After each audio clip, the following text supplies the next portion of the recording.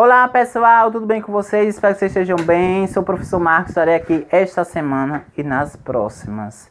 Em primeiro lugar, espero que vocês estejam bem, que seus familiares também estejam bem, estejam compreendendo o processo de isolamento social, que é um fator muito importante.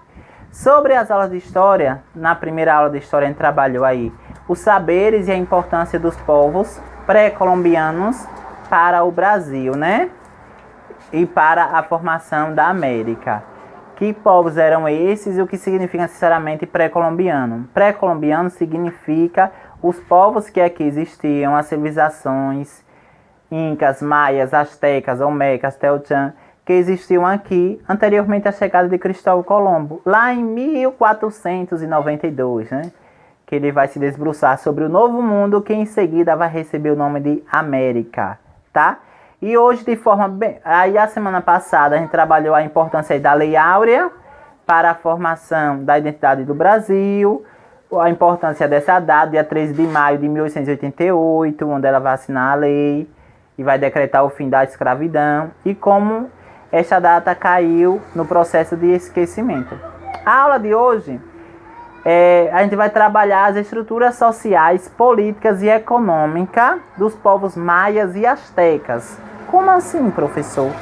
Primeiro, a gente tem que diferenciar esses dois povos. Os povos maias, ele pode ser conceituado não como um império, tá? Não havia um império necessariamente nos maias. Existiam cidades-estados, vou explicar mais adiante. Já os astecas era um império. Por que, professor, império? Porque existia uma hierarquia social onde a ordem, a decisão final vinha sempre de cima, vinha sempre do rei. Então, veja, estamos se tratando aí de civilizações indígenas, de tribos indígenas, de índios, e que eles existiam sim anteriormente à chegada de Cristóvão, estruturas sociais totalmente complexas, havia uma organização, então não existia essa inferiorização, não deveria existir essa inferiorização, na verdade, da população indígena, já que aqui tinha diversos aspectos voltados para a questão das estruturas sociais e políticas. Vamos lá. Primeiro, pessoal, olha, os povos maias e astecas, eles estão localizados aqui na região Mesoamérica. Passar para cá fica melhor. Para cá, melhor. Professor, que região é essa? Pessoal, essa daqui, olha. Essa região aqui é chamada pelos historiadores e pesquisadores como a região Mesoamérica. Por que, pessoal, essa região é Mesoamérica? Porque está localizada entre as duas Américas. Aqui em cima nós temos a América do Norte, tá? E aqui abaixo, América Central. Alguma dúvida até aí? Ótimo, ok. E pelo fato de estar localizada no meio dessas duas Américas, remete à ideia de Mesoamérica. Meso, porque dá a ideia de meia, metade, meio. América, porque é entre duas Américas. Então, quando eu ouvir a palavra Mesoamérica, você já sabe que é a região que existe entre as duas Américas. Essas regiões estavam localizados geograficamente os povos astecas e os povos maias, tá? E essa região aqui do Brasil vai prevalecer na costa litoral os tupinambás, né? Que é os tupi-guarani, que vai prevalecer no território brasileiro. É o que vai melhor se adaptar com o clima tropical do Brasil. Mas assim como os maias e astecas, os tupinambás, existiam características peculiares, características específicas da sua cultura, tá?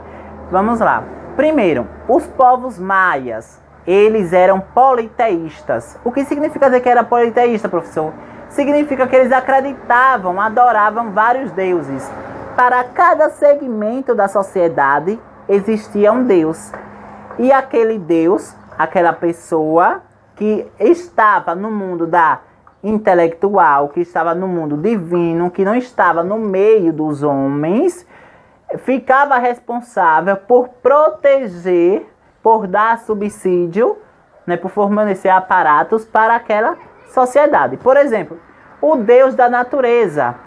Era normal que os maias oferecessem sacrifícios humanos, escravos. Eles pegavam escravos, né, de uma tribo rival, e oferecia ao deus da natureza, ao deus do sol.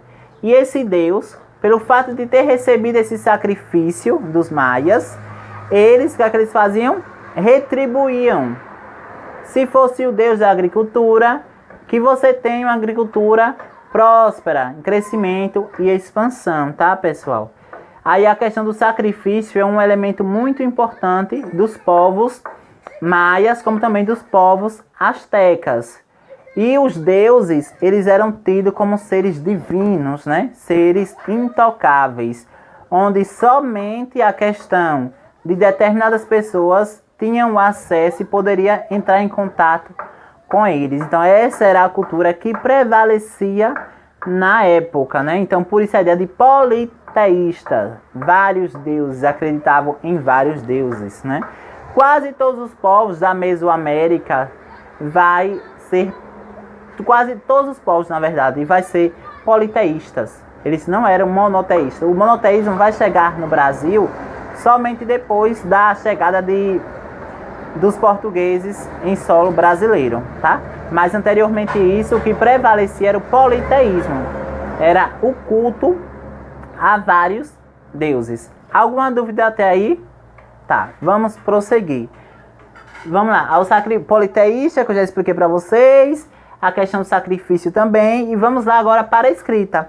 Os maias eram os únicos povos que tinham uma escrita semelhante, não era igual, mas que tinha umas características, semelhante com os povos europeus, com o Novo Mundo. Então, isso vai ser um fator que vai marcar a história dos povos maias. Outro elemento importante, hierarquia social. Olhe, os astecas vai ter uma hierarquia também. Mas só que essa hierarquia social dos maias, ela está voltada para cidades-estados. Olhe, existia um determinado espaço, a Mesoamérica, onde tinha diversas cidades-estados. E essas cidades-estados eram dos povos maias. Professor, o que é cidades-estados? Eram cidades independentes, que não precisava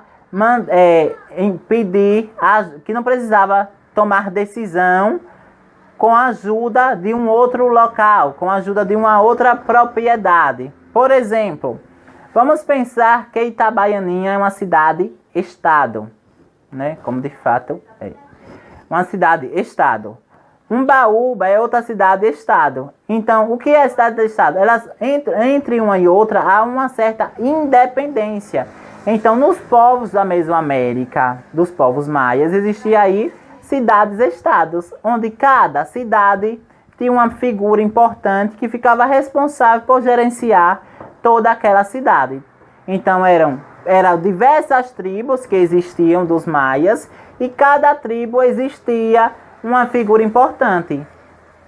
E assim era o processo de organização. Então era uma hierarquia social, onde, de certa forma, quando iria fazer um encontro, alguma reunião, convocava apenas as figuras de cada estado, de cada cidade-estado, para tomar algumas medidas. Então é o que vai diferenciar isso dos povos astecas.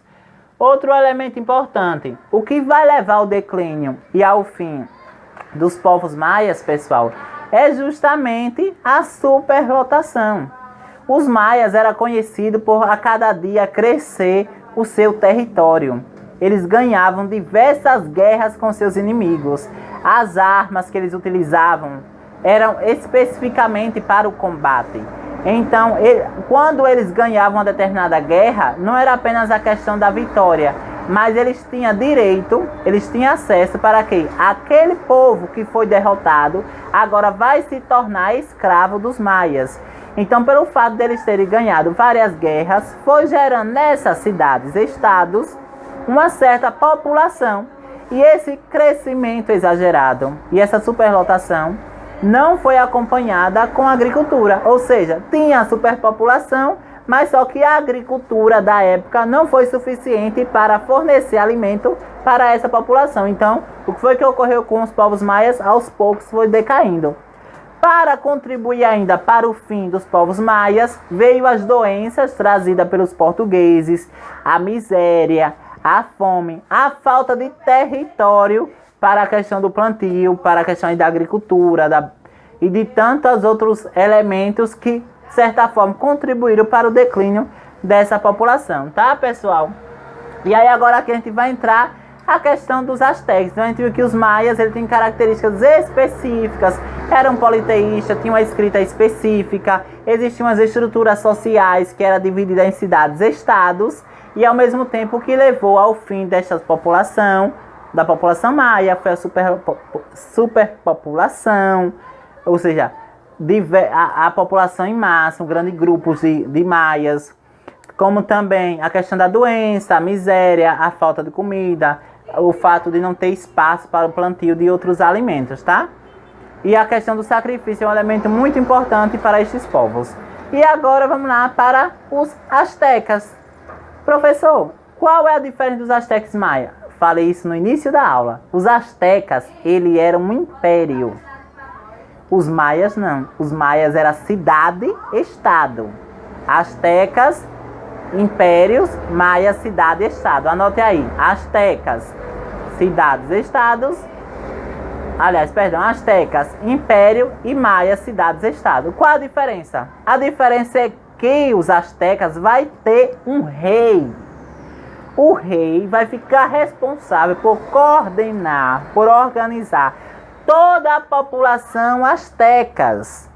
Então, na sociedade asteca, existia a figura de um rei. Abaixo do rei existia a nobreza. Abaixo da nobreza existiam os homens comuns. E abaixo dos homens comuns existiam os escravos. Aí agora eu fico a pergunta, pessoal, quem é que sustentava a estrutura social da época? Era o rei? Não, ele tem um papel importante. Era a nobreza? Era os homens comuns? Não, era os escravos. Então, isso é o que vai marcar a história dos astecas, a estrutura social que era completamente complexa, tá, pessoal? Diferente dos povos maias. Outro elemento importante, a questão dos impostos. Quando os maias ganhavam a guerra, eles tinham como contribuição, como uma forma de pedir desculpa, vamos dizer assim, a questão dos escravos. Agora aquele grupo que perdeu vai se tornar escravo. Isso nos maias. Mas só que nos astecas vai se tornar diferente.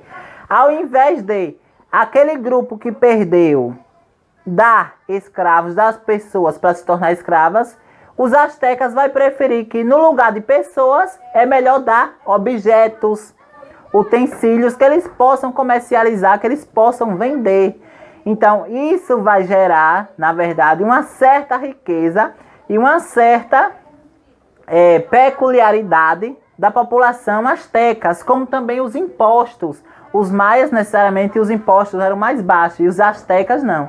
Eles tinham impostos totalmente elevados.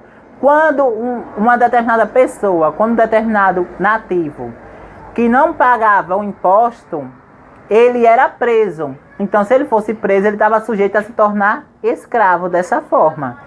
Mas, se ele desse algum objeto de valor, inclusive ouro, ele não era preso. Então, com isso, a população asteca foi crescendo, chegando ao ponto de ter aproximadamente, pessoal, 11 milhões de nativos.